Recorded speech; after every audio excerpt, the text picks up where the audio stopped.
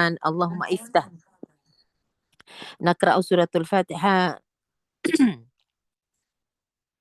نقرأ سورة الفاتحة في القرآن الكريم لابتغاء مرضاة الله، ونرجو الله يفتح علينا أبواب البركة، أبواب العلم، أبواب الرزق، أبواب الصحة، أبواب الحكمة، أبواب المغفرة ببركة وبسر الفاتحة. أعوذ بالله من الشيطان الرجيم. بسم الله الرحمن الرحيم. الحمد لله رب العالمين، الرحمن الرحيم، مالك يوم الدين. إياك نعبد وإياك نستعين، اهدنا الصراط المستقيم، صراط الذين أنعمت عليهم غير المغضوب عليهم ولا الضالين. Amin. Dilanjutkan dengan zikrullah asmaul husna dengan niat semoga dengan sentiasa kita tuntunkan zikrullah, lisan kita menjadi lembut, berkata-kata yang baik, tidak berkata yang sia-sia, terutama dijauhkan daripada perkataan-perkataan yang buruk dan tidak berguna, bibarkati zikrullah asmaul husna. Walillahil asmaul husna fad'uuhu biha. Ya Allah, ya Rahman, ya Rahim, ya Malik, ya Quddus, ya Salam, ya Mu'min, ya Muhaimin, ya Aziz, ya Jabbar, يا متكبر، يا خالق، يا بارئ، يا مصور، يا غفار، يا قهار، يا وهاب، يا رزاق، يا فتاح، يا عليم، يا قابض، يا باسط، يا خافض، يا رافع، يا معز، يا مذل، يا سميع، يا بصير، حكام، يا عدل، يا لطيف، يا خبير، يا حليم، يا عظيم، يا غفور، يا شكور، يا علي، يا كبير، يا حفيظ، يا مقيت، يا حسيب، يا جليل، يا كريم، يا رقيب، يا مجيب، يا واسع، يا حكيم، يا ودود، يا مجيد، يا بعيد،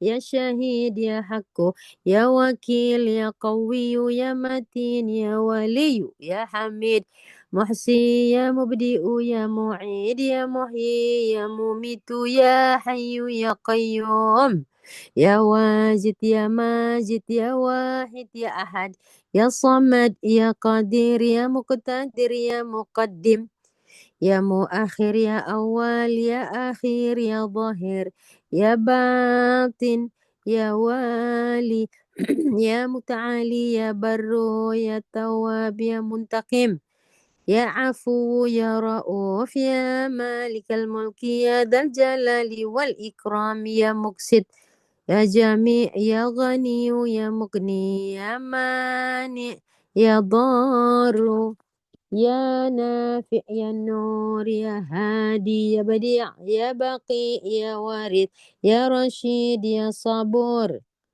لا إله إلا الله. لا إله إلا الله الموجود في كل زمان. لا إله إلا الله المعبود في كل مكان. لا إله إلا الله المذكور في كل لسان. لا إله إلا الله المعروف بالإحسان.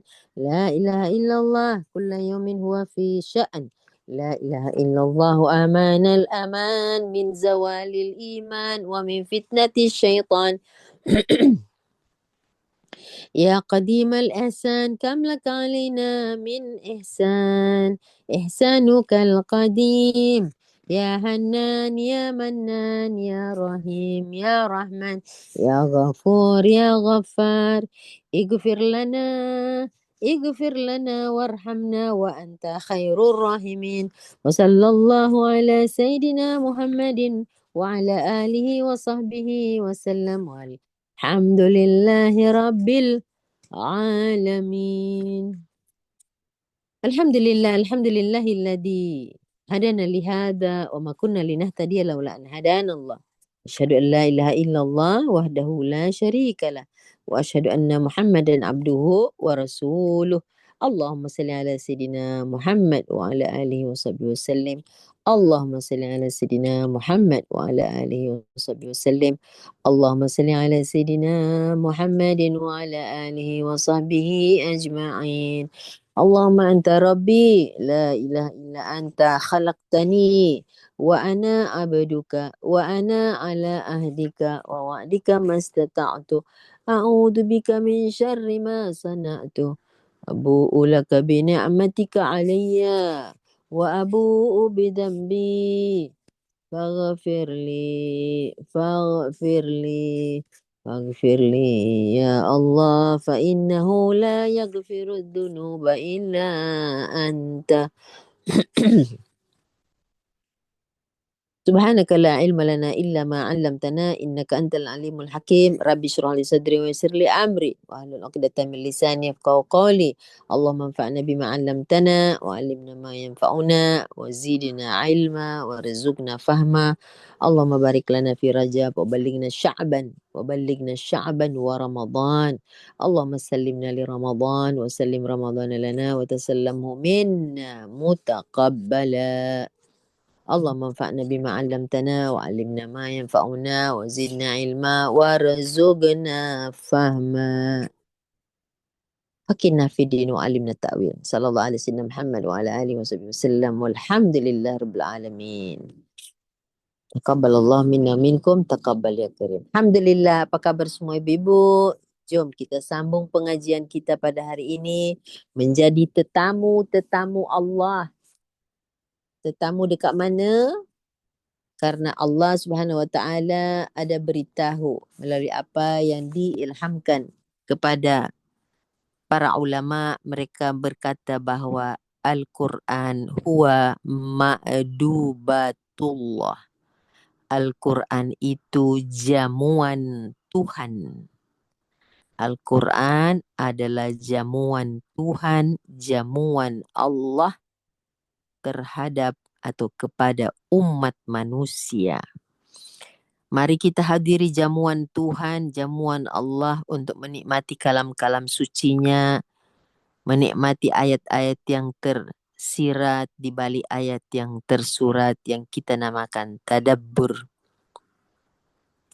Mengambil pesan-pesan yang tersirat di sebalik ayat-ayat yang tersurat. Pada hari ini kita akan melanjutkan topik yang kita pilih, yaitu ciri-ciri orang munafik dalam Al-Quran. Orang munafik semua sudah paham, biasa diistilahkan dengan talam. Talam bukan kue talam. Ya, depan belakang ada matlamat tersendiri. Jadi kalau itu talam dua muka kan Fariza? Tapi sebenarnya orang munafik itu dia bukan cuma punya dua muka, dia ada banyak muka dia. Kata-kata berbeda dengan isi hatinya, berbeda dengan perbuatannya. Bahkan akal dia pun, kalau kita Indonesia kata akal bulus. Akal bulus, dia sangat licik. Jadi otaknya pikir lain, mulutnya cakap lain, hatinya niat lain, perbuatannya pun aneh-aneh. Walhasil ABCD tak ada yang sama, ya kan? Jadi naudzubillah min zalik, semoga Allah memelihara kita, jauhkan kita daripada sifat nifak ini. Sifatnya disebut nifak. Nifak. Dia ada je cara, ada je jalan, ada je solusi untuk mensucikan dirinya dari keburukan dan kebusukan. Orang munafik adalah orang yang sentiasa melihat banyak jalan keluar dan memiliki segunung alasan-alasan yang diada-adakan untuk semata-mata menyelamatkan diri sendiri. Asal matlamatnya tercapai. Itulah ciri-ciri, salah satu ciri-ciri di antara banyak ciri-ciri orang munafik. Kajian yang lepas kita tertinggal satu surah, yakni surah Muhammad. surah yang bernumber 47. Surah Muhammad, surah yang bernumber 47.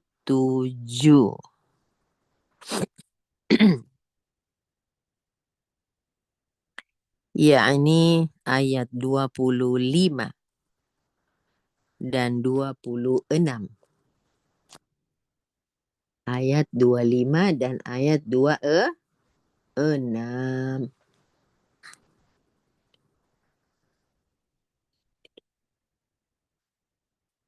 Sebelum ayat 25 itu ada ayat yang Ustazah selalu ulang-ulang kalau dia berkaitan dengan tadabbur. A'udzu billahi minasyaitonir rajim. Pertanyaan Tuhan, afala yatadabbaruna al-Qur'an am ala qulubin aqfaluha. Itulah ayat yang kita ambil sebagai dasar, sebagai basic, sebagai fundamen. Jika kita ingin bertadabbur, kenapa kamu tadabburnya rajin? Iya, sebab Allah bertanya, adakah kamu hanya baca Quran? Yang kamu baca itu kamu paham ke tidak? Kalau sudah paham, kamu hayati ke tak? Kalau kamu sudah hayati, kamu sudah buat ke belum? Kalau kamu sudah buat, you buat sorang-sorang ke you sampai-sampaikan? Nah, dari situlah lahir apa yang disebut hukukul Quran atau disebut hak Al-Quran.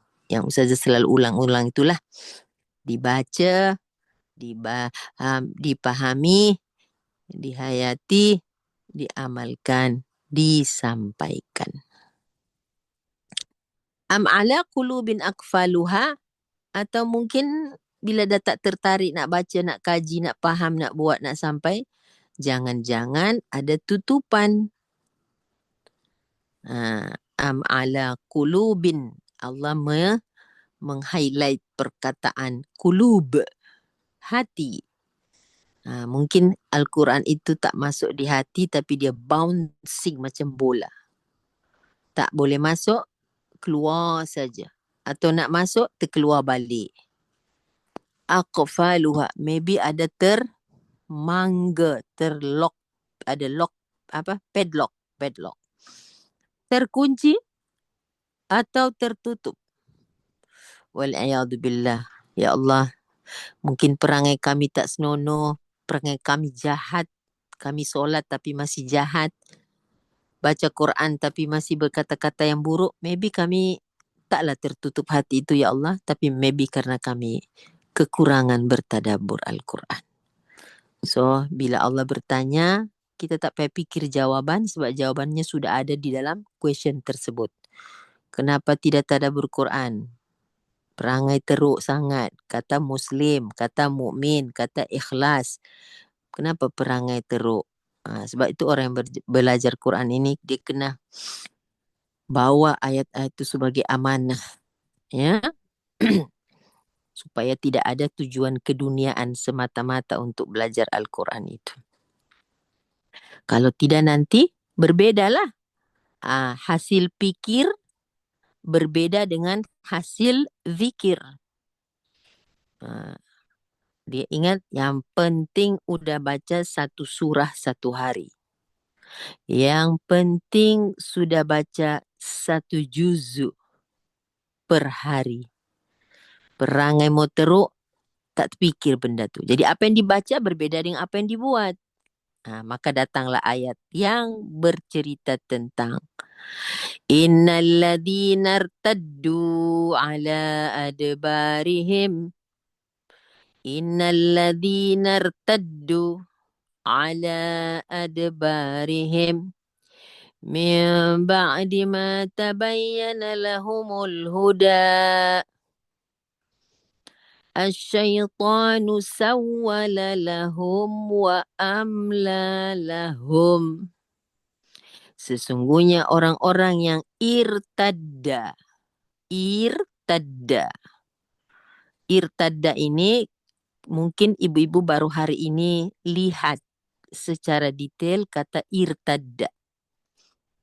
Orang yang melakukan irtadda disebut murtad. Orang yang melakukan irtadda, yakni orang itu disebut murtad.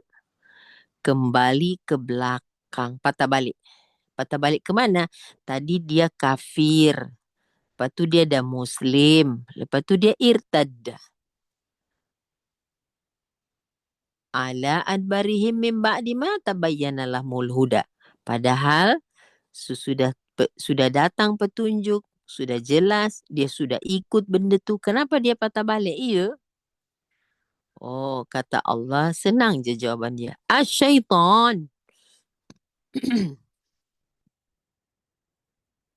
Kenapa dia mudah sangat? Dah puluh-puluh tahun dah dia Islam. Kok dia patah balik? Jawabannya sudah tersedia. Oh, kata Allah, asyaitan sawwala lahum. Syaitanlah yang menjadikan dia begitu mudah sekali. Wa amla lahum. Ya.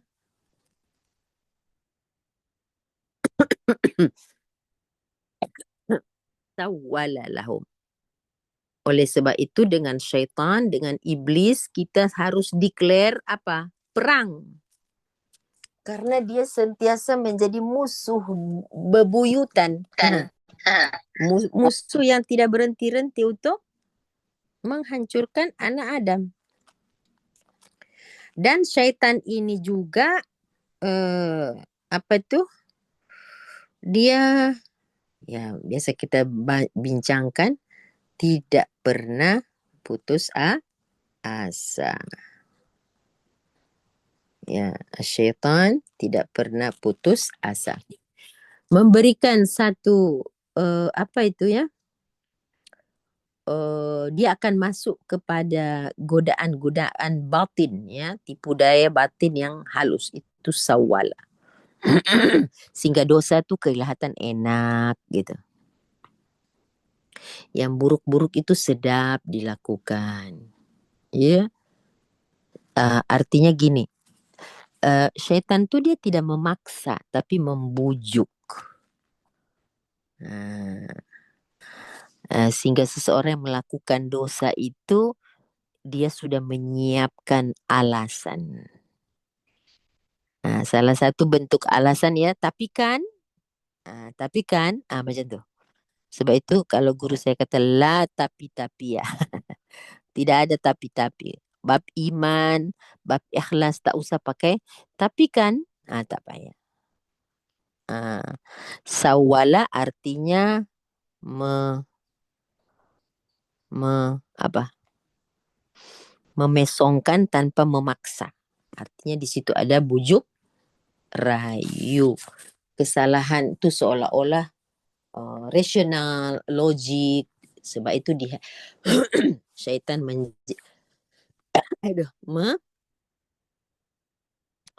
syaitan menjadikan dosa-dosa itu macam ya disertai dengan alasan, setumpuk segunung alasan. Jadi reason kita buat tu sebabkan, karena kan, dia kan, itu kan, tapi kan, itu dia. Itu bentuk sawwala. Sawwala. Saya nak pergi ke surah Yusuf, ibu-ibu. Surah Yusuf. Surah Yusuf, saya nak terangkan tentang sawwala. Surah Yusuf ayat 18.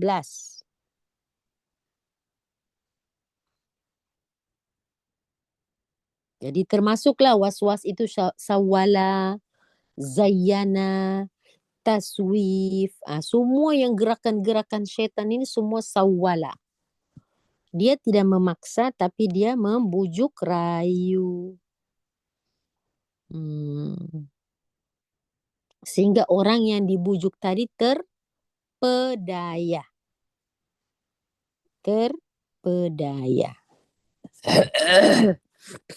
Surah Yusuf tadi saya cakap ayat 25, bukan, 18.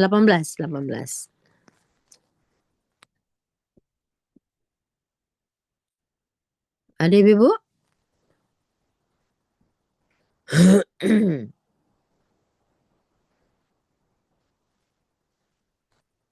Siapa tu? Kes siapa itu? Kes Nabi Yusuf dan kes Permaisuri. Hmm.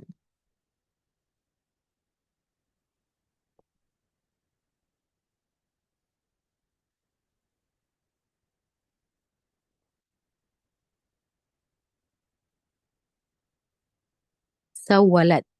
Di situ bal sawalat lakum anfusakum amra. Ah, ayat 18 ibu-ibu ya, surah Yusuf tu ada kata sawalat. Mungkin kita tak berapa perhatikan ya pada perkataan sawalannya.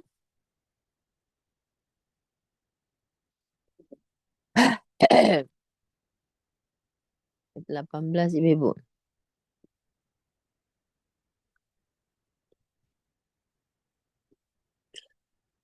Waja'u waja'u ala qamisihi.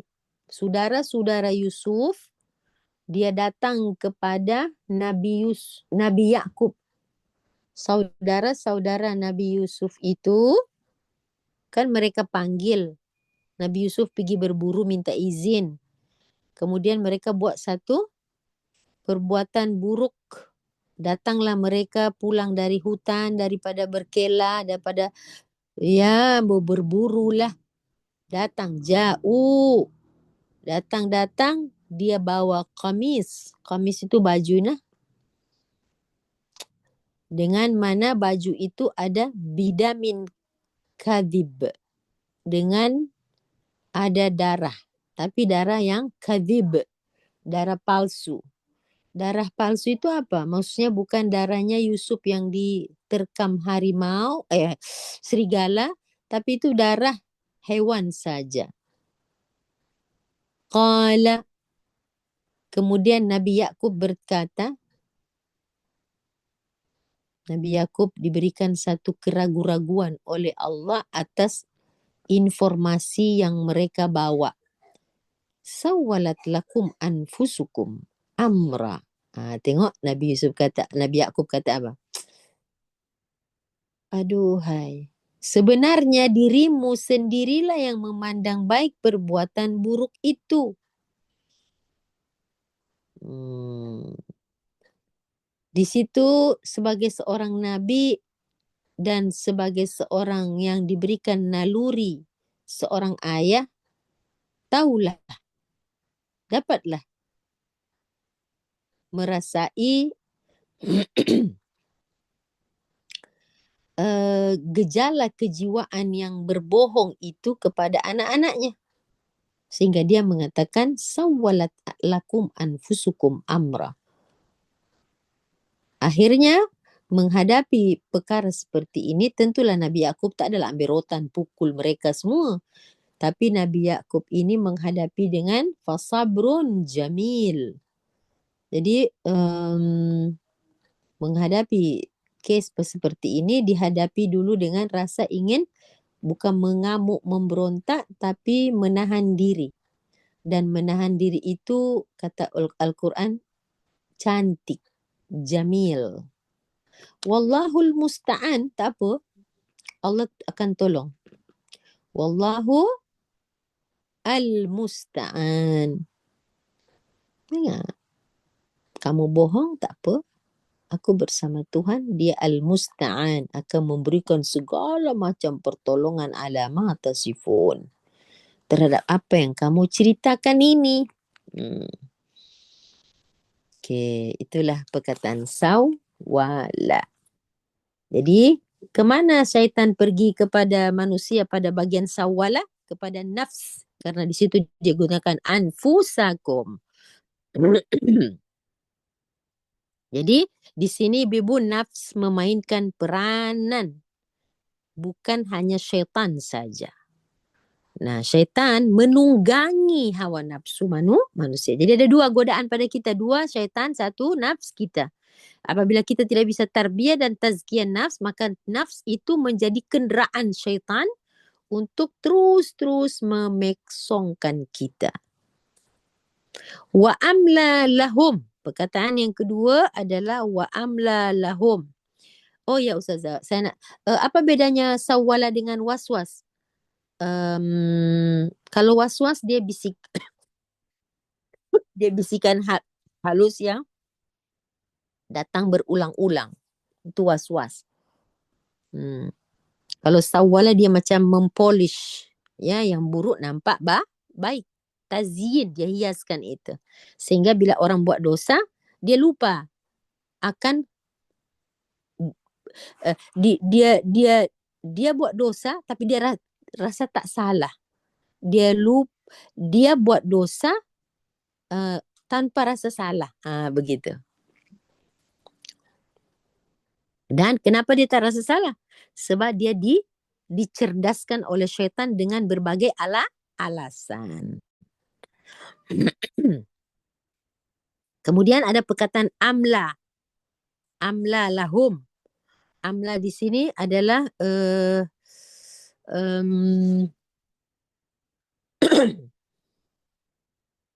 amla lahum ini menunjuk kepada if you doing something wrong, benda tu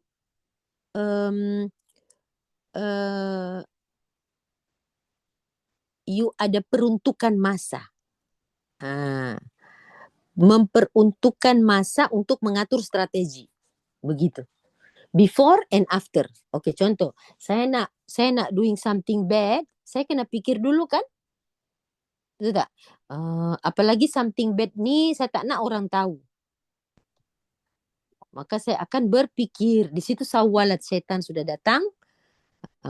Kemudian saya bermujahadah, bersungguh-sungguh untuk menyusun strategi ni supaya orang yang saya jahati itu dia tak perasan. Dia tak tahu. Kemudian saya terus membuat satu perangai-perangai yang membuat dia tidak curiga kepada saya. Jadi artinya gini, kemaslah perbuatan tu. Jadi contoh saya nak membohongi si A.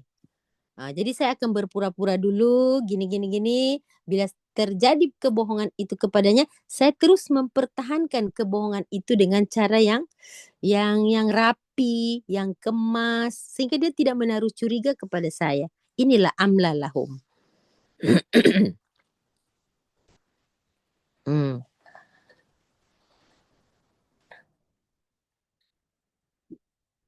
Boleh ya? Padahal saya dah tahu tu, saya dah berbohong tu, saya dah tipu orang, saya tahu tu. Yang paling teruk lagi, mudah-mudahan dia tak perasan. Ada pula doa diselitkan. Mudah-mudahan dia tak perasan. Mudah-mudahan sampai sudah dia tak tahu. Itu lagi nama amla lahum. Dibuaikan oleh syaitan dalam bentuk angan-angan kosong. Harapan-harapan yang Mam Siti mana? Sana. Jadi syaitan memperdayakan mereka dengan memberi ke mereka satu tempo dan mereka akhirnya tenggelam dalam angan-angan. Ya, subhanallah ya. Jadi tak apa, it's okay. Kalau dia tahu nanti, I adalah reason. Nanti kalau dia nanti I minta maaf lah. Macam tu. Dengan begitu si pendosa tak akan merasa berdosa. Dan apalagi kalau orang tu tak tahu. Dia fikir tak apa. Tuhan redha lah tu. Tengok Tuhan lindungi saya. Sampai sudah dia tak tahu. Astaghfirullahaladzim. Inilah kelalaian yang panjang. Okey, jom. Pergi kepada surat 7. Kita pergi kepada surat 7 ayat 183. 183. Surah Al-A'raf. Surah 7 183. Betul lah, 183. Betul. Surah 183. Jom. Cantik ni.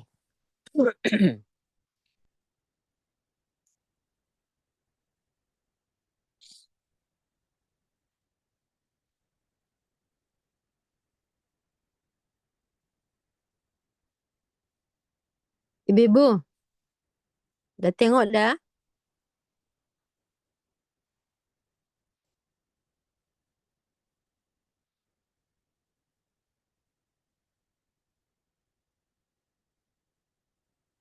Saya akan memulakan ayat 183 ini daripada ayat 180. Okey, 180.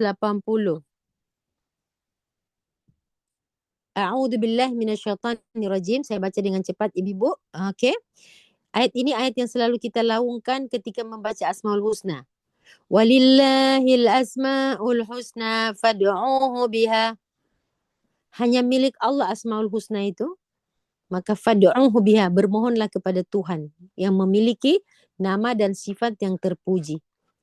Wadharul ladzina yulhiduna fi asma'ihi. Tinggalkan orang-orang yang melakukan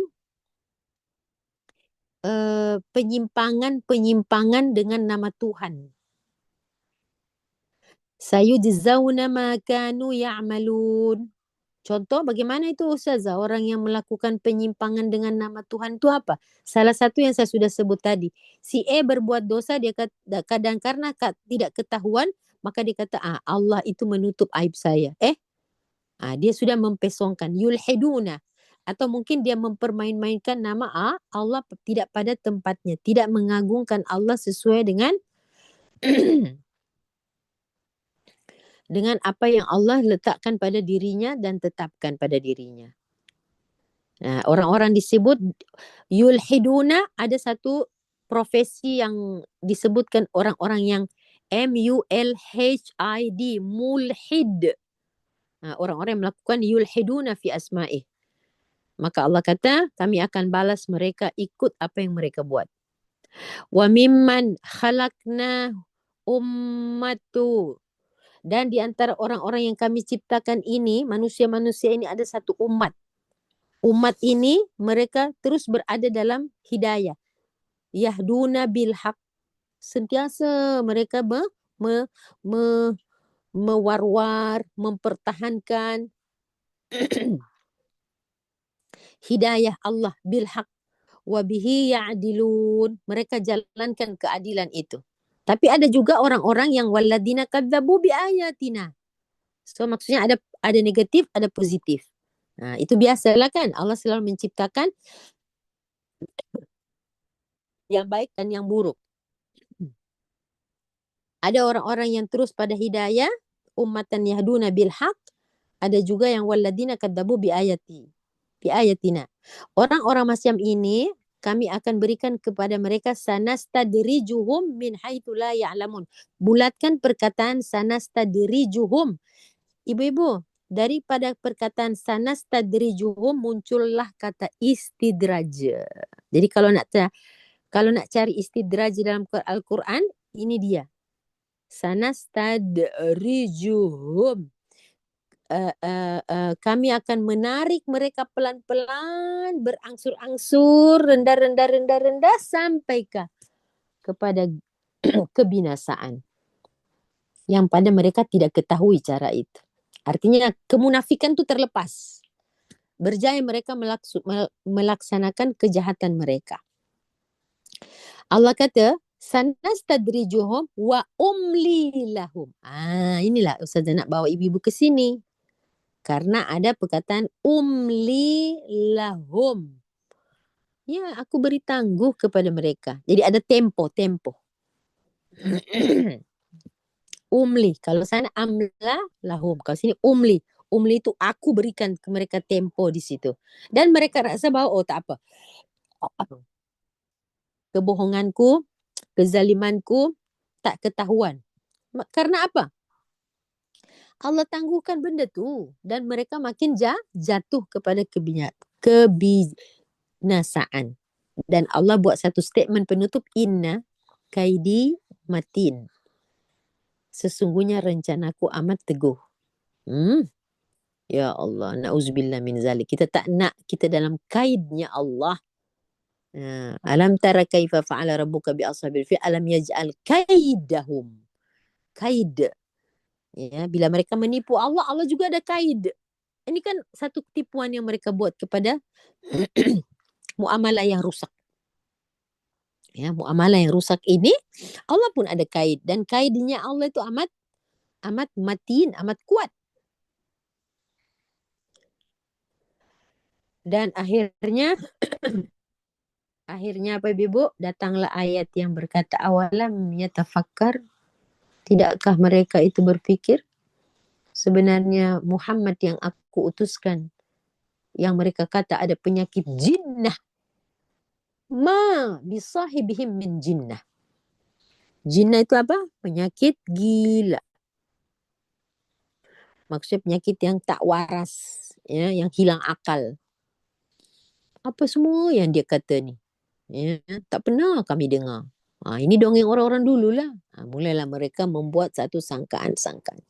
In huwa illa nadhirum mubin. Sesungguhnya Muhammad itu adalah nazir, pemberi peringatan. Selesai ayat yang berkenaan dengan sawwala dan amla.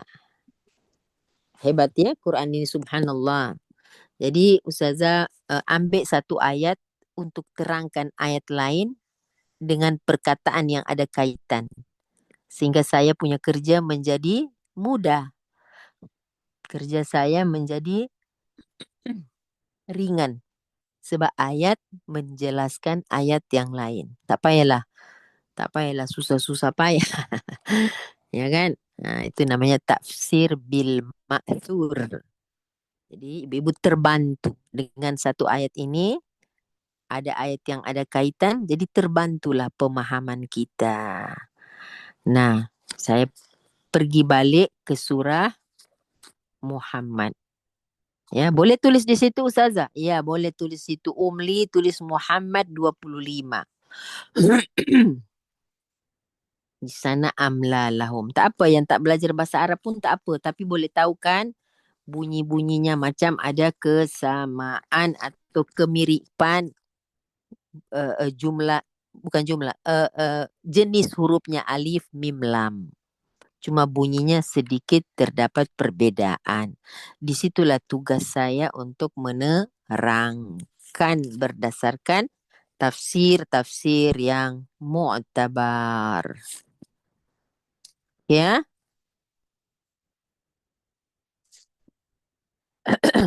jadi orang-orang munafik ini tok gurunya atau guru besarnya, tok syekhnya adalah syaitan. Dzalika bi'annahum qalu lilladzina karihu. Yang demikian itu karena sesungguhnya mereka orang-orang munafik itu mereka punya satu prinsip kata-kata. Apa kata-kata mereka?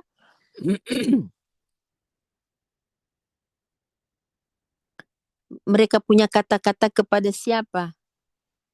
Lilladina karihu ma nazzalallah. Siapa itu?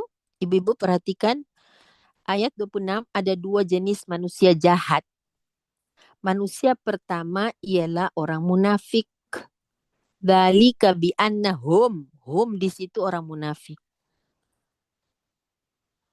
Karena mereka berkata kepada lilladina karihu. Siapa orang yang karihu? Karihu adalah orang yang membenci kepada apa yang diturunkan Allah. Itulah orang Yahudi. Jadi ada beda ya. Satu ayat ada dua tokoh. Satu tokoh munafik, satu tokoh Yahudi. Dzalika bi'annahum, yang begitu tuh, yang ayat 25 tadi ini, sesungguhnya orang-orang munafik itu berkata kepada orang yang karihu, orang-orang yang membenci kepada apa yang diturunkan oleh Allah. Apa? Apa kata orang munafik di situ? Sanuti'ukum fi ba'dil amr. Kami sanuti'ukum akan taat, akan mematuhi fi ba'dil amr. Kami akan mematuhi kamu dalam beberapa urusan. Di sini nampak tak syubhat? Syubhat. Bukan. Bersubahat. Subahat. Bukan syubhat. Subahat. Ya. Bersubahat antara bersekutu, bersubahatlah. Orang Malaysia bilang subahat kan? Ha, bersahabat. Subahat dalam satu benda yang buruk, subahat. Bukan syubhat, subahat. Bersubahat, berkompromi. Tolong menolong dalam kejahatan yang mereka kata pada orang kafir. Tak apa, apa-apa yang Tuhan turunkan tu, kami akan mentaati, tapi bukan semua. Ba'dil amr, sebagian je. Urusan-urusan yang menguntungkan kami taatlah. Dan Allah kata, planning mereka ini, Umi, planning planning mereka ini, wallahu ya'lamu israrahum. Sedang Allah tahu rahasia mereka. Jadi orang munafik itu penuh dengan rahasia. Penuh dengan rahasia mereka. Dan Allah memberitahu ini kepada Nabi Muhammad sallallahu alaihi wasallam akan apa itu? Akan planning yang mereka sedang susun untuk apa? Menyebarkan. Mereka berjanji taat kepada musuh Islam dalam hal tertentu. Contoh, ada 100 poin. 50 poin kami taat orang Islam, apa yang diterangkan oleh Al-Quran. 50 poin lain kami bersamamu. Itulah mereka. La ilaha ulai wa la ilaha ulai. Mereka tidak ke sana dan tidak ke sini. Fi ba'dil amar. Fi ba'dil amar. Jadi berjanji taat pada musuh Islam dan dalam satu masa mereka berjanji untuk taat kepada Muhammad. Subhanallah, ibu. Itulah keterpedayaan mereka yang mana kalau kita tak apa, ikut-ikut sikit-sikit je. Asal selamat sudah. Nanti boleh dikompromi lah dengan kebenaran. Kan Allah tahu tu. Lepas tu taubatlah nanti. Allahu Akbar. Jadi kalau solat, mereka solat dengan Rasulullah. Mereka duduk dalam saf orang-orang Islam. Kesimpulan. Jadi di sini Bibu, untuk ayat 25, orang-orang murtad adalah orang-orang yang melakukan satu kekufuran yang melampau. Tapi sebenarnya Allah sebut di sini bahawa mereka itu mendapat sokongan daripada orang-orang munafik. Sehingga bahaya munafik itu lebih besar daripada kufur terang-terangan. Sebab munafik itu tersembunyi kan. Mereka tahu kebenaran tapi tidak tunduk. Ini salah satu dosa besar. Jadi setia pada dua hala. Setia pada dua hala.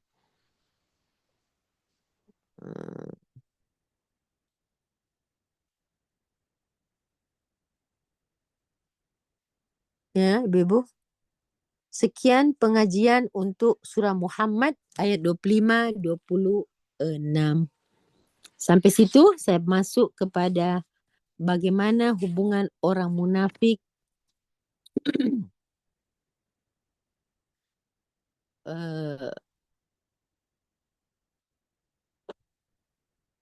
yang berikutnya, iaitu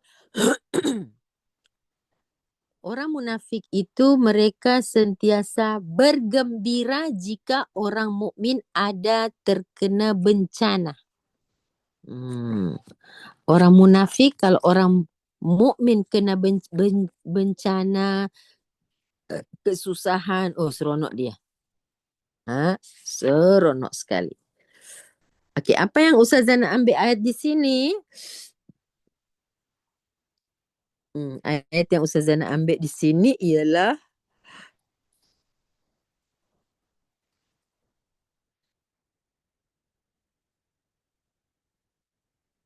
ayat 120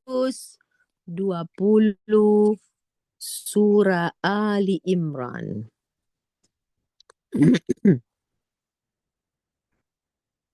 129. Sifat orang atau ciri orang mukmin ialah mereka bergembira atas kesusahan atau peristiwa yang sedih menimpa orang Islam. Contoh, kalah. Kekalahan itu kan sedih. Dia orang suka tu. Kesakitan, kejatuhan, kemiskinan, itu kan bencana-bencana. Itu dia gembira. Bergembira atas musibah yang menimpa orang Islam. Makanya mereka selalu, kalau hari inilah kita lihat, mereka menekan kemajuan orang-orang Islam sehingga mereka menciptakan suasana-suasana kebergantungan. Kalau mereka tidak mampu memecah belahkan orang Islam, mereka menciptakan satu bentuk musibah. Dan mereka akan gembira itu sebab apa? Bila seseorang tertimpa musibah, dia akan menjadi lemah. Ketika itulah mereka datang menolong. Saya tak tahu ibu-ibu Indonesia ada di sini tak? Kalau masa saya sekolah dulu ya, saya terakhir sekolah itu keluar dari bangku persekolahan itu 1996. Selesailah saya di universiti. Ketika itu Indonesia dikategorikan negara berkembang, belum menjadi negara maju. Hari ini apakah Indonesia sudah tukar itu? Negara maju? Kan ada negara-negara berkembang, ada negara-negara mundur, ada negara-negara maju. Adakah Indonesia sudah mendapatkan gelaran negara maju? Atau masih negara berkembang? Ibu Ferial ada? Kalau Malaysia apa? Negara apa? Negara berkembang ke kategori negara maju? Ada Ustazah, masih belum maju lagi itu Indonesia. Jadi berarti dari tahun 96 saya itu sekolah, daripada darjah 1 saya dengar Indonesia adalah negara yang berkembang. Jangka pendek, jangka menengah, jangka panjang. So sekarang ini sudah tahun 2026. Jadi dari tahun 96 tu saya masih mendengar Indonesia negara berkembang. Tapi sekarang ini patutnya dia menuju kepada negara maju kan? Tapi nampaknya saya tak tahu hari ini Indonesia sudah dikategorikan negara maju. Macam Amerika itu negara maju lah. Indonesia ini tidak mencapai ya Ibu. Negara negara maju. Kalau Fariza, Malaysia macam mana? Negara maju ke apa? Kan Belum dilihat maju. pada pendapatan per kapita.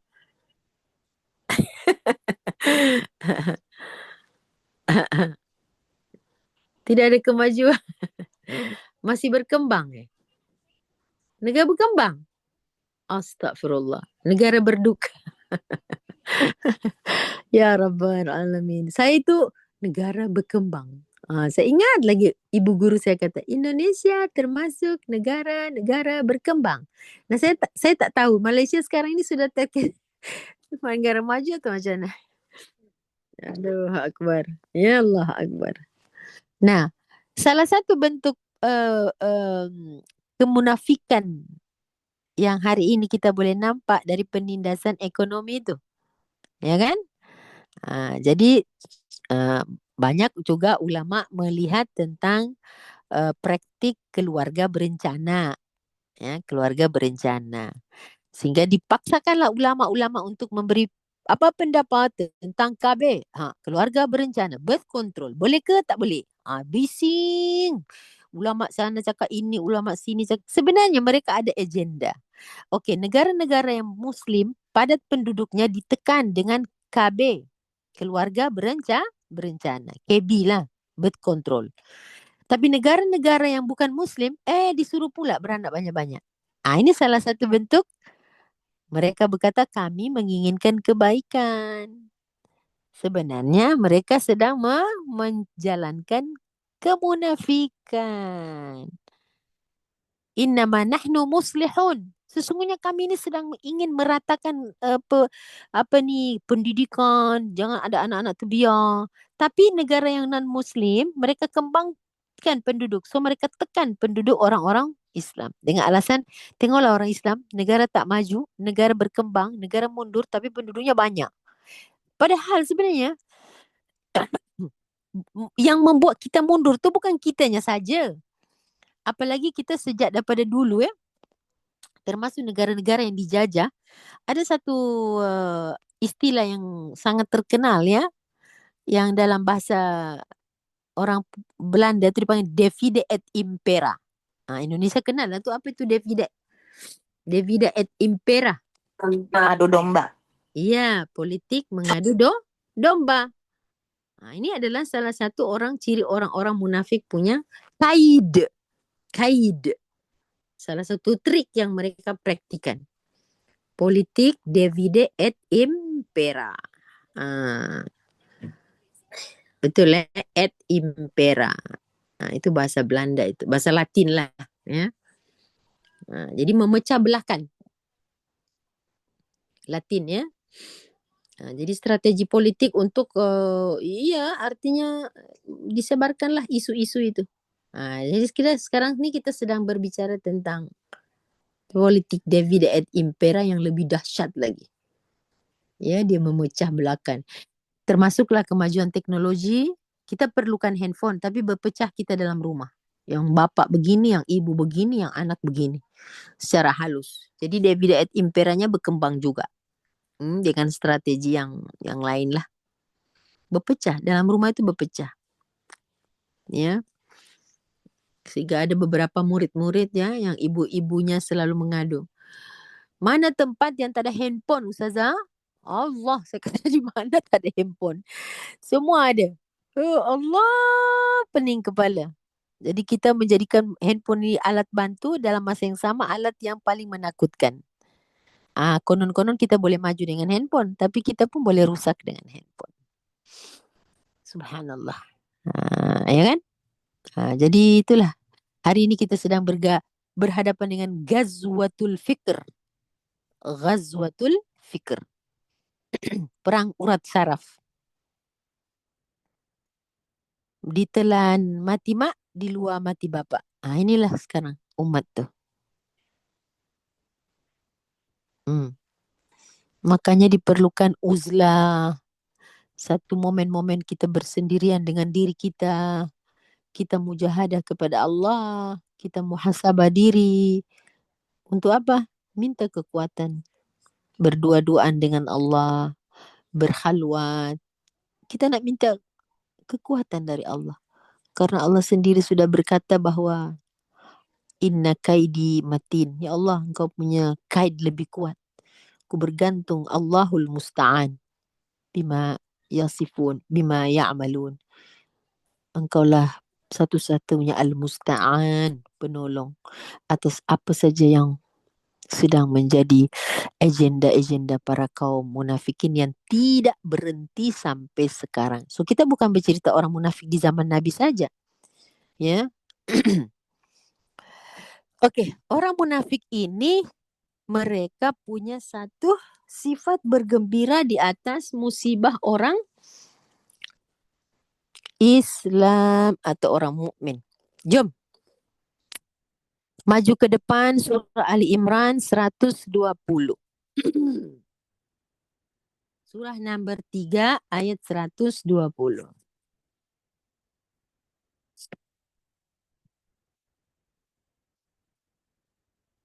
Bila kita melihat ayat ini, ya, kita akan mundur ke belakang, yakni ayat 118, ibu-ibu. Ayat 118.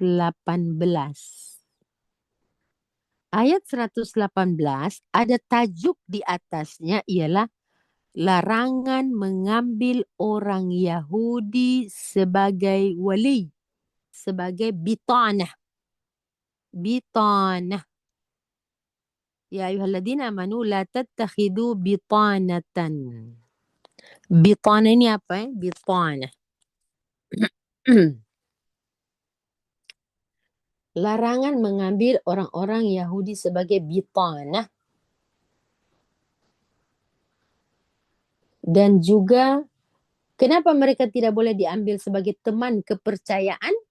Karena mereka akan menjalankan politik khabala. Khabala. Khabala itu dia berkawan, tapi dia akan menciptakan mudarat. Khabala. Dan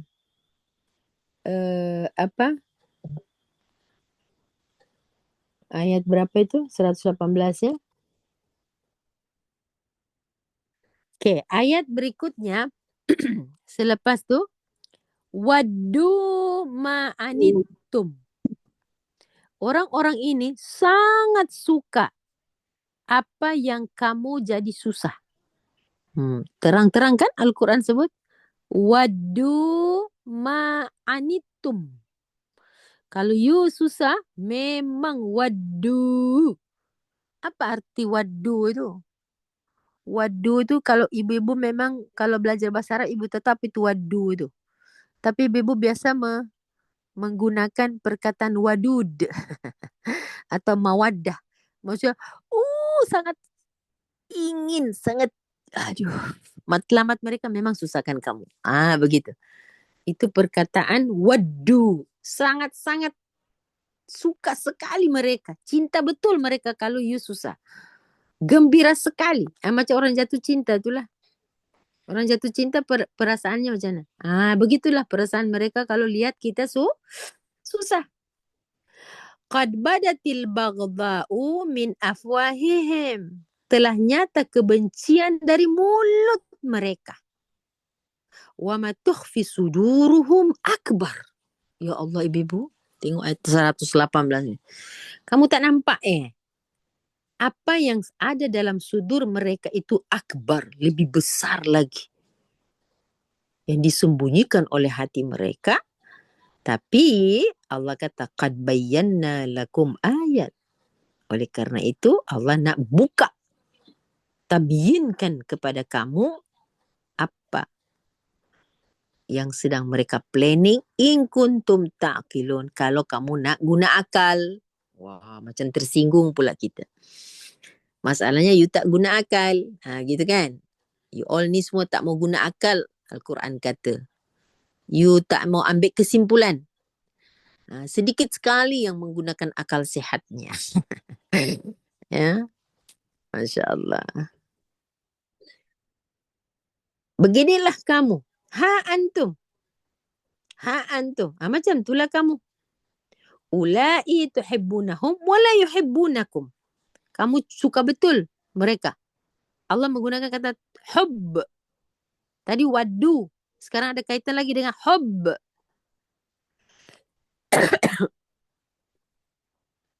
Tuhibbunahum. Kamu sangat suka mereka.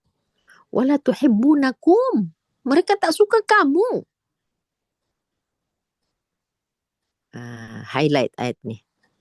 119. Ini kita mesti melahirkan ketersinggungan. Ya.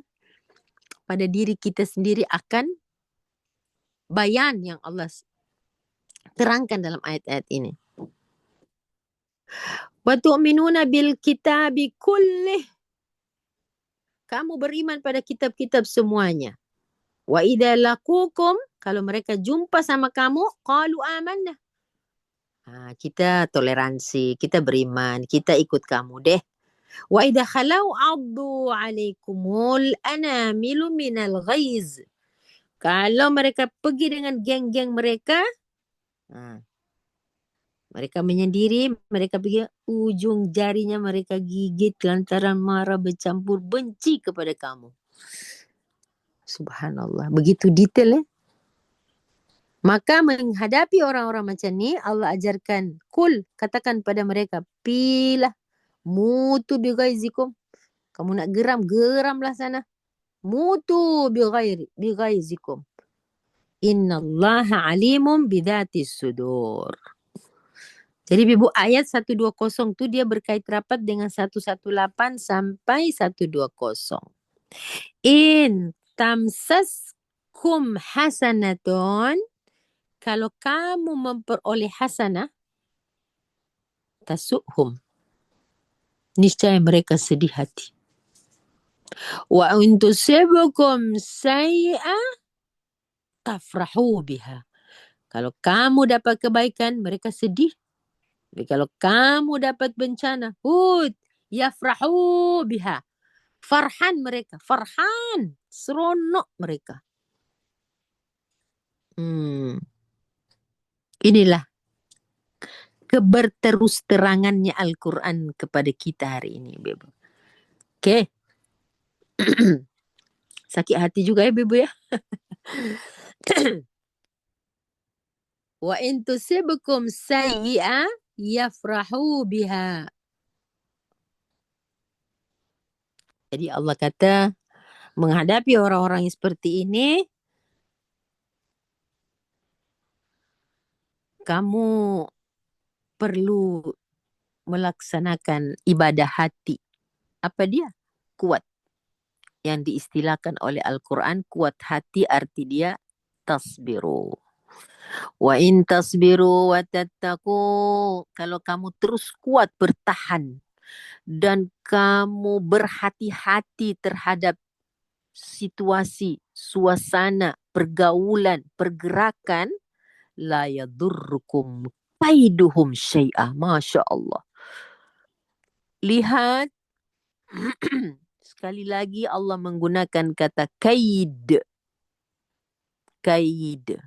Kalau kamu kuat, bertahan, berhati-hati, alert, ya, bijak, smart, dan semua-mualah.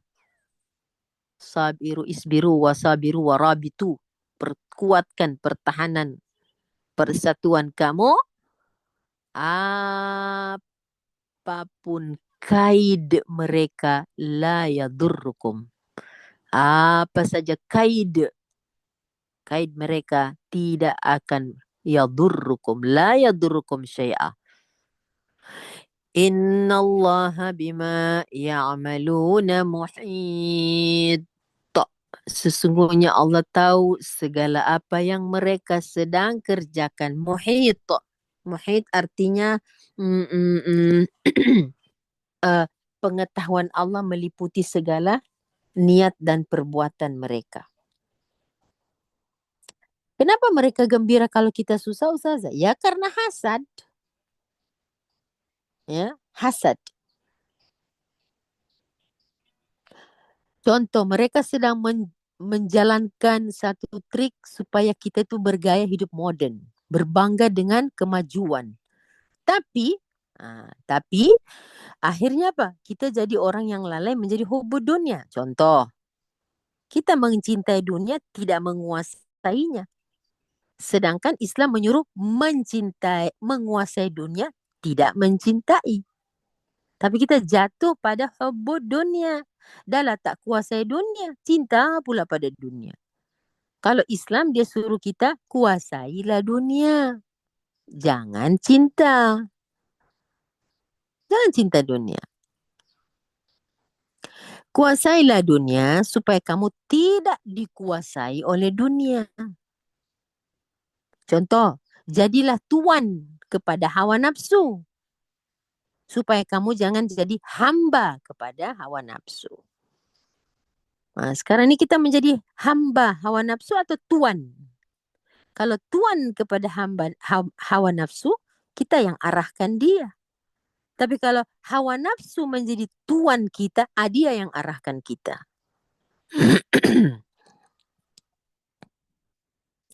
Ayat ini bukan sekedar berbicara tentang alam spiritual rohani, Ibu. Ayat ini berbicara tentang reality hari ini. Hari ini, Ibu. Jadi kalau kamu, wahai orang-orang mukmin, bergembira, seronok akan kemenangan, akan keberhasilan, perkara itu menyedihkan mereka karena hasad mereka akan apa yang sudah Allah berikan kepada kamu. Contoh, tengok orang-orang Palestina. Diuji dengan kesusahan kan? Tidak habis-habis dengan kesusahan. Kalimat hasbunallah itu menggoncangkan dunia, menggoncangkan jiwa mereka. Ya, ada apa di sebalik kalimat hasbunallah ni? Ya? Kuat betul. Sehingga apa? Begitu melemahnya bangsa itu, tapi kita tidak melihat, betapa lemahnya secara rohani, saya ulang ya, betapa lemahnya bangsa itu secara fisikal, hancur ini, hancur itu, bom sana, mati ini, ekonomi hancur. Secara zahir, kita melihat begitu lemahnya. Tapi ibu-ibu dapat lihat tak kekuatan mereka? Oh, jadi satu statement yang menggegerkan jiwa kita, semua bangsa telah dikuasai oleh mereka. Hanya Palestina yang tidak bisa dikuasai. Kecil, sedikit, lemah di mata kita. Tapi kuatnya mereka tak habis-habis. Patutnya dah habis dah. Tak habis lagi. Coba tengok. Kalau kita punya negara lain jadi begitu ya, na'udzubillah. Demang kali dah mati semua orang. Semangat kita dah habis dah. Tapi satu yang tak boleh dipikir sampai hari ini. Dunia bising ke dunia senyap, ada lagi bangsa itu. Mereka boleh membunuh fisikal, tapi mereka tidak boleh membunuh jiwanya. Keberanian itu luar biasa. Hasbunallah yang hidup di jiwa mereka itu luar biasa, Ibu. Tak boleh nak dipikir oleh akal kita. Kita sendiri letih. Doa, kunut nazilah. Sampai dah bosan dah nak kunut nazilah. Kita kata bila yang Allah ni turunkan, kita cuma disuruh berdoa kunut nazilah pun sudah penat. Yang mereka punya penat tu macam mana? Janganlah iman kita dibandingkan dengan para sahabat. Dibandingkan dengan orang-orang yang hidup sezaman dengan kita pun tak balance iman kita, ibu-ibu. Macam rasa malu luar biasa, malu hati. Artinya Allah belum mematikan lagi contoh yang hebat di muka bumi ini. Subhanallah. Ibu-ibu, saya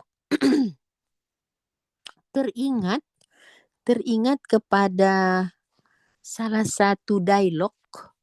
Ya, saya teringat satu dialog yang apa itu? Yang ketika peperangan di zaman Sayyidina Umar, dikatakan itu perang Al-Qadisiyah. Ibu-ibu tahu peperangan itu ada satu tokoh yang muncul, selalu menjadi sebutan para ulama di ceramah-ceramah tu. Nama perang dengan siapa itu? Iran, Parsi. Ya, ketika itu nak expand Islam ke Parsi. Sebab Parsi tak berjaya menjadi Islam ketika Nabi SAW mengirimkan surat kepada Kisra, waktu itu dikoyakkan, tapi ada bibit-bibit cucu daripada Kisra itu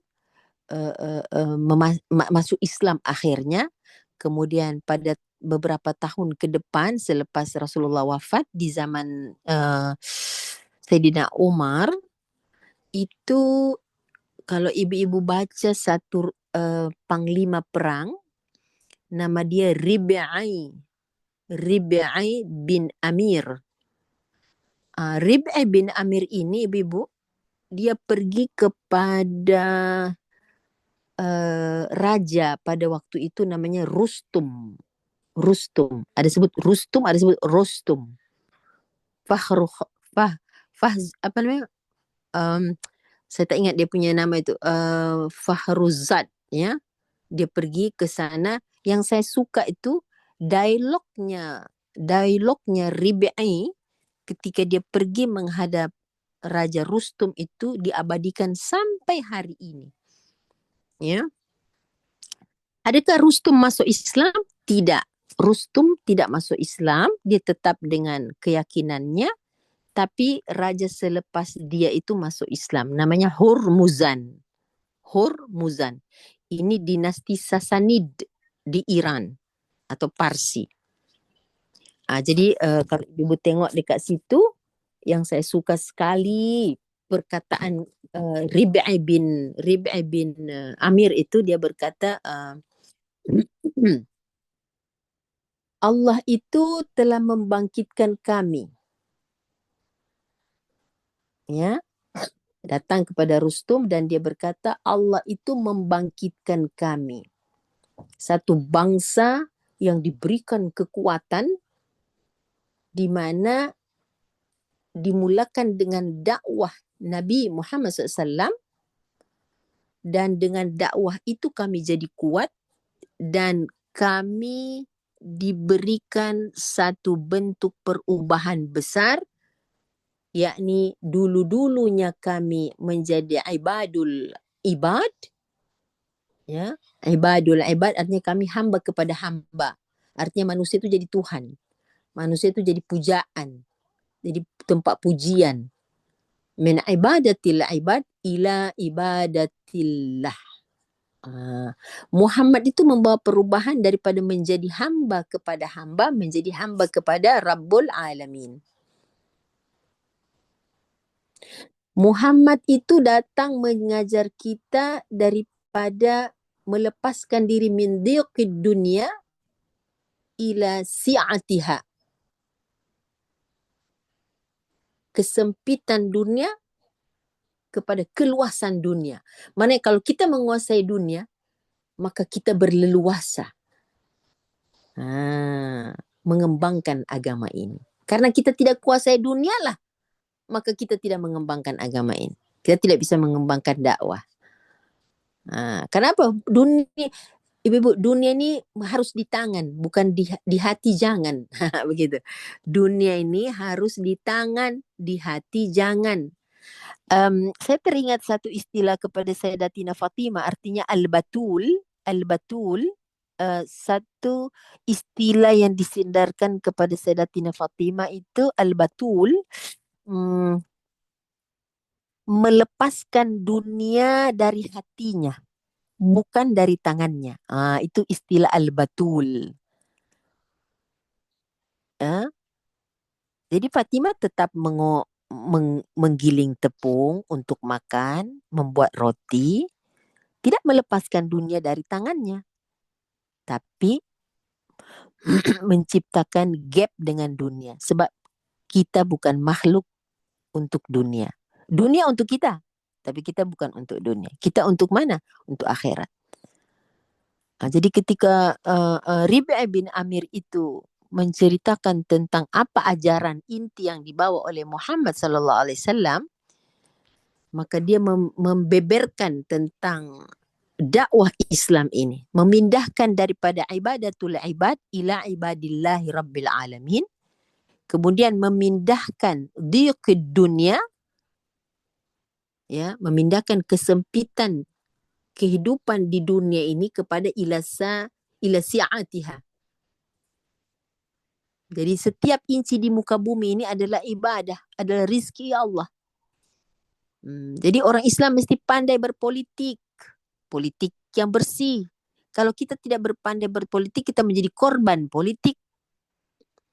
Kita harus punya kekuasaan ekonomi, kalau tidak kita akan dikuasai ekonomi kita, dan lain-lain sebagainya. Yang ketiga, Islam itu digambarkan oleh Rib'i kepada Raja Rustum sebagai min jauril adyan ila adlil Islam. Masya Allah.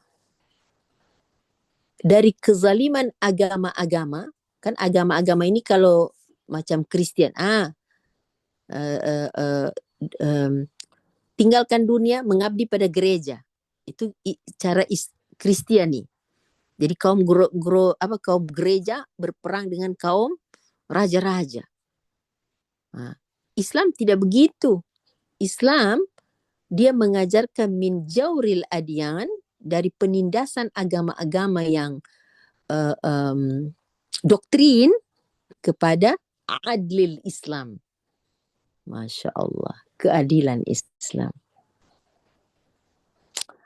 Fa'arsalna bidinihi ila khalqihi linad'uwahum ilaihi. Maka Tuhan mengutuskan Rasul membangkitkan kami dengan agama itu. Dengan agama itu kami diseru. Sebarang siapa yang faman qabila dhalika qabilna minhu wa raja'na anhu wa man aba qatalnahu abadan hatta nufdiya ila maw'idillah. Maka sesiapa yang bisa menerima perkara-perkara itu, kami akan terima dia. So, itu dakwah dia kepada Rustom. Kalau you boleh terima apa yang saya bawa ni daripada Nabi saya, kami akan terima dia sebagai rakan politik. Dan jika dia tidak menerima, maka kami bisa berperang. Apalagi kalau negara itu memerangi kami. Sehinggalah kami berjaya memperoleh apa yang dijanjikan oleh Allah Subhanahu Wa Taala. Okey, untuk perkara ini Ibu, saya teringat surah surah apa ni? An-Nur, An-Nur. Semalam saya baca surah An-Nur. Saya menjumpai ayat ini. Ayat ini dalam ada, Ustazah selalu sebut. Tapi berkenaan dengan perkataan ribai, ini bukan perkataan yang keluar daripada mulut yang kosong. Tapi ini adalah seiring dengan surah An-Nur tu. Surah An-Nur itu Ibu ayat 24.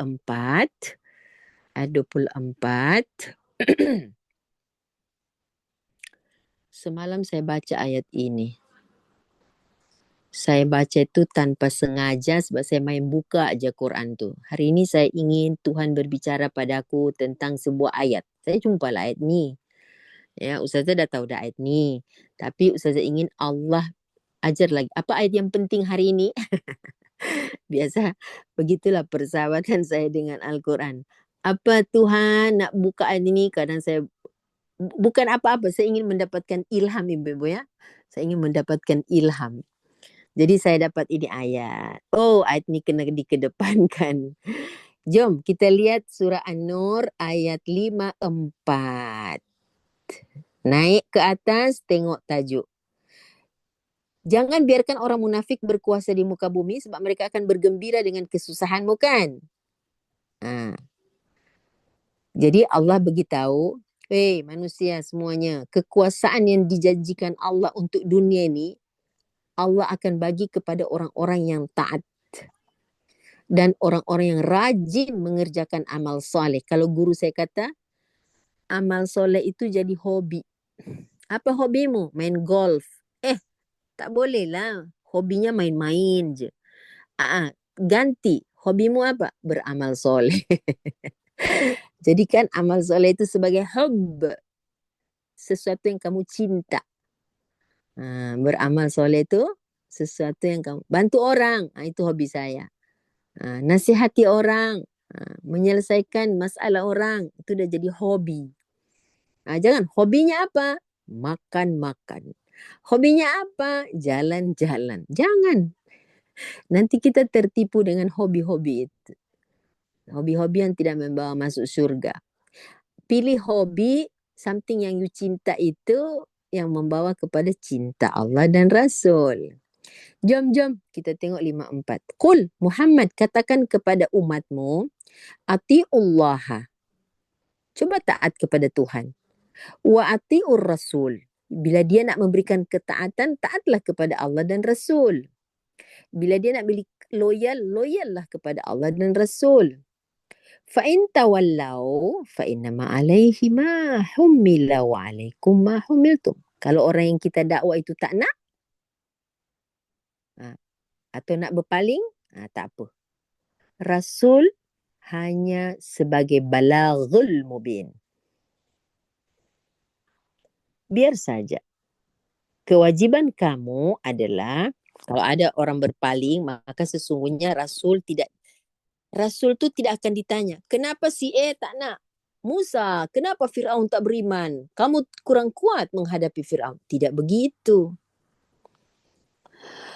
Muhammad, kenapa pamanmu tidak bisa beriman? Kamu gagal berdakwah kepada pamanmu seperti Nuh gagal berdakwah kepada anak dan isterinya. Tidak begitu. Allah kata, fa in tawallau, kalau mereka itu berpaling, fa innama alaihi ma humil. Kamu bawa apa yang kamu sudah usahakan, dan mereka bawa apa yang mereka sudah buat. Artinya, wa in tuti'uhu wa tahtadu, kalau mereka taat pada kamu, taat pada aturan Tuhan, ya, niscaya sebenarnya kamu akan diberi petunjuk. Tahtadu. Oleh sebab itu para rasul yang diutuskan, wa ma'ala rasul illal balagul mubin. Okey, masuk ayat 55. Wa'adallahu alladhina amanu. Allah janji sama orang-orang beriman. Wa'adallahu alladhina amanu minkum wa 'amilus solihat. Okey, garis bawah perkataan la yastakhlifannahum fil ardi kama stakhlafa alladhina min qablihim. Allah nak tunjuk orang yang akan menjadi khalifah di muka bumi ini adalah orang-orang yang amanu wa 'amilus solihat. Akan datang satu waktu itu. Allah berjanji pada orang-orang beriman di antara kamu yang mengerjakan amal soleh, yang iman, dia sungguh-sungguh akan menjadikan mereka berkuasa di muka bumi. So, bila orang beriman yang berkuasa di muka bumi, aman. Tidak ada keseronokan pada musibah. Tidak ada kebencian pada kejayaan. Karena itulah matlamat orang-orang yang beriman memimpin dunia. La yastakhlifannahum fil ardi kama stakhlafal ladina min qablihim. Itulah yang Sayyidina Umar tadinya menjadi seseorang yang membuat ekspansi ke daerah-daerah baru yang akan diterobosi oleh Islam. Yang kedua, apa janji Allah? Wala yumakkinanna lahum dinahumul ladzi irtada lahum. Yang kedua apa?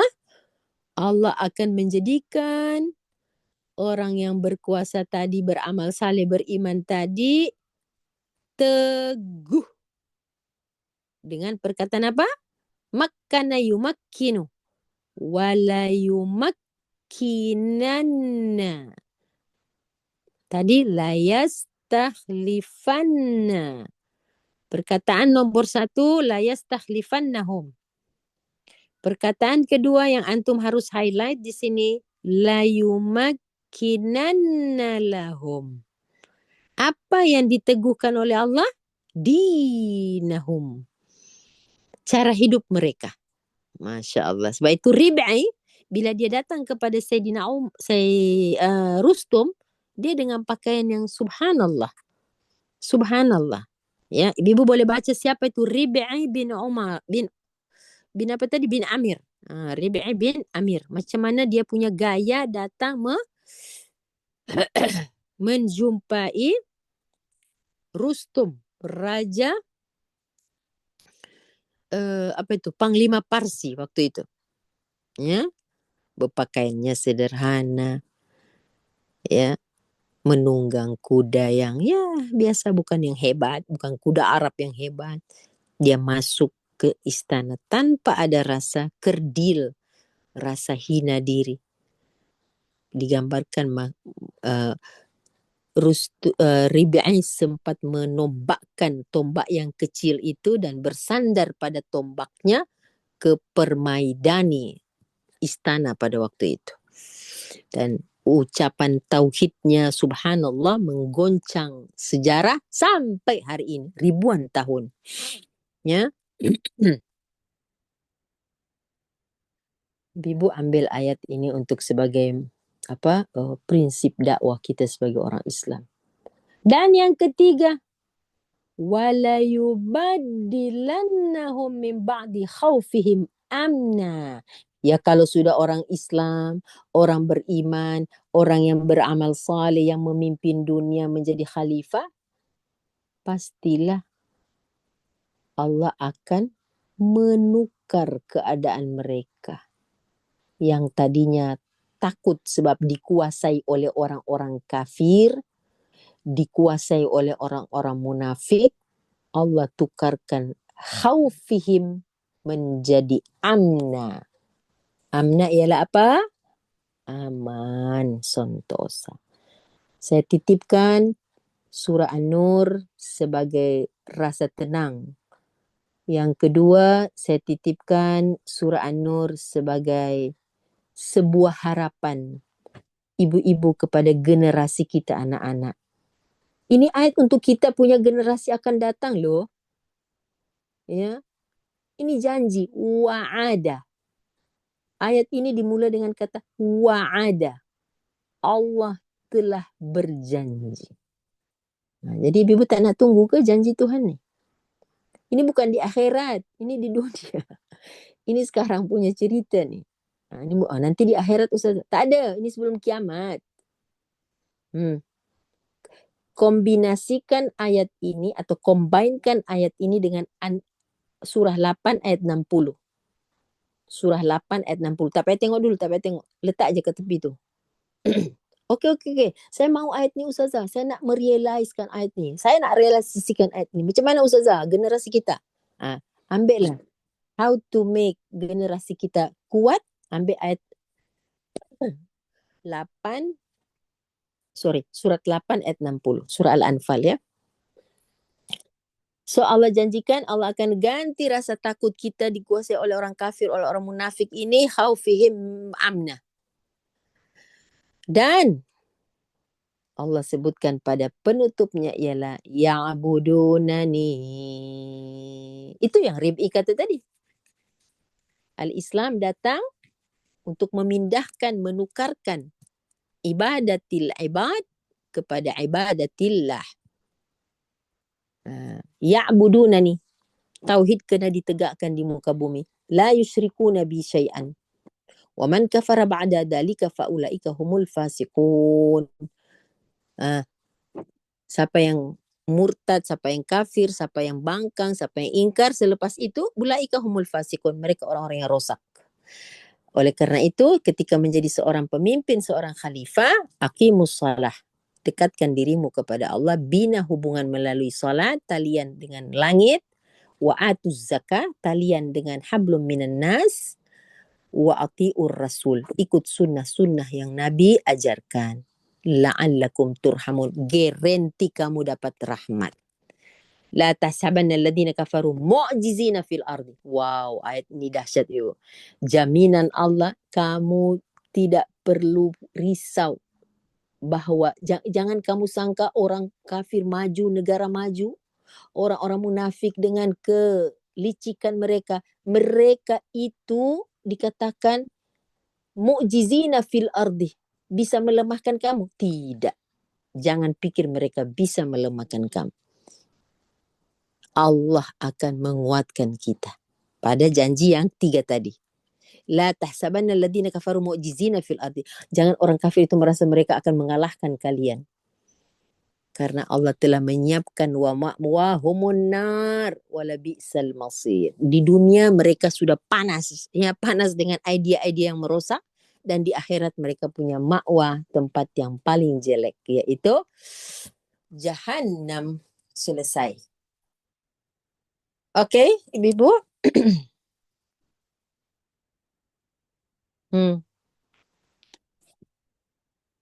Saya tutup satu lagi ayat. InsyaAllah kita Taubah 50 ya. Saya ingat saya sudah pernah bahas tu. Taubah 50. Taubah 50 ibu-ibu. Okey Fariza.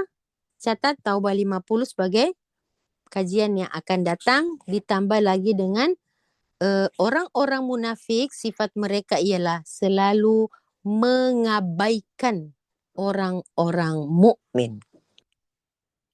Mengabaikan orang-orang mukmin. InsyaAllah disambung pada kelas yang akan datang. Sekian pengajian hari ini. Mudah-mudahan terbinalah kekuatan dalaman kita. Kan kita bersandar pada kaidullah al-matin. Inna kaidi rabbi matin. Inna kaidullah matin. Allah punya kekuatan. Kaid, strategi, taktik ya adalah matin, bisa mengalahkan orang-orang yang seperti ini, orang kafir, orang fasik, orang munafik, orang murtad, orang yang mulhid. Dan Allah nyatakan innal la tahsabanna alladhina kafaru mu'jizina fil ardi. Jangan kamu kira orang kafir itu bisa melemahkan Allah di bumi ini. Itu sebabnya mereka selalu berlindung kepada niat baik, amal baik. Sebenarnya innama nahnu muslihun dibantah oleh Allah.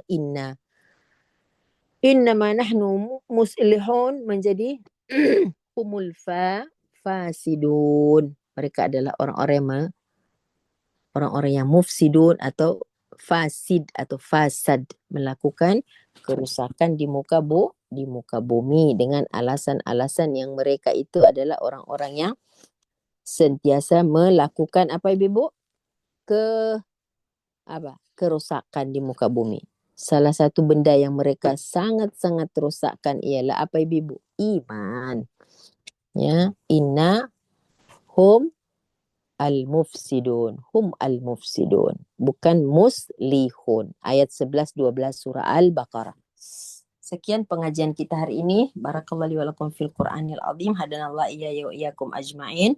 Wal 'asr innal insana lafi khusr illa alladhina amanu wa 'amilus solihat wa tawassaw bil haqq wa tawassaw bis sabar. Subhanakallahumma bihamdika asyhadu an la ilaha illa anta ya rabbi nastaghfiruka wa natubu ilaih. Ibu kita bacakan kiriman suratul Fatihah dan doa untuk Ibunda Haja Ummu Rugayyah binti Ahmad Amrun, ibu kepada Haja Silvana, nenek kepada Jovian Mandagi yang hari ini malam tadi subuh tadi pukul 3.30 telah berpulang ke rahmatullah. Allah maghfir laha warhamha wa'afiha wa'fu anha wa akrim nuzulaha wa wasi madkhalaha wa taqabbal kullu amalan salih waghfir kulla a'malan ghairu salih minha birahmatika ya arhamar rahimin. Ya Allah, terimalah segala amal saleh, ampunkanlah segala amalan yang tidak saleh, ampunlah segala dosa almarhumah ya Allah. Ya Allah, pandanglah mulia akan jasa-jasanya kepada anak-anaknya yang telah mendidik dan membesarkan anak-anaknya. Jadikanlah anak-anak yang ditinggalkan menjadi qurrata ain untuk beliau dan untuk Nabi Muhammad sallallahu alaihi wasallam. Di hari yang Jumat, di hari mubarakah, Jumat mubarakah, di hari yang mulia Engkau mengundang makhluk-makhluk yang Engkau pilih ya Allah. Semoga kami termasuk golongan orang-orang yang dimuliakan Allah dunia wal akhirah. Al-Fatihah ila hadatin Nabi Mustafa sallallahu wa ala alihi wasallam, khususan ila umur gaya. Allahumma ighfir laha warhamha wa'afiha wa'fu anha birahmatika ya arhamar rahimin. Al-Fatihah. A'udzu billahi minasyaitonir rajim. Bismillahirrahmanirrahim. Alhamdulillahirabbil alamin arrahmanir rahim maliki yaumiddin. إياك نعبد وإياك نستعين اهدنا الصراط المستقيم صراط الذين أنعمت عليهم غير المغضوب عليهم ولا الضالين آمين. Juga kepada jami'il muslimina wal muslimat wal mu'minina wal mu'minat al ahya'i minhum wal amwat innaka mujibud da'wat wa qadiyal hajat wa ghafirud dunubi wal khati'at ya arhamar rahimin. Sallallahu alaihi wasallam Muhammad wa ala alihi wa sahbihi wasallam walhamdulillahi rabbil alamin. Assalamualaikum warahmatullahi wabarakatuh. Syukran jazakumullah khairan katiran. Barakallahu fikum. Kak Mahiran, apa kabar Kak Mahiran? Terima kasih Ustazah. Assalamualaikum. Baik, Alhamdulillah Ustazah. Alhamdulillah. Kita ketemu nanti insyaAllah. InsyaAllah, Assalamualaikum. Ustazah.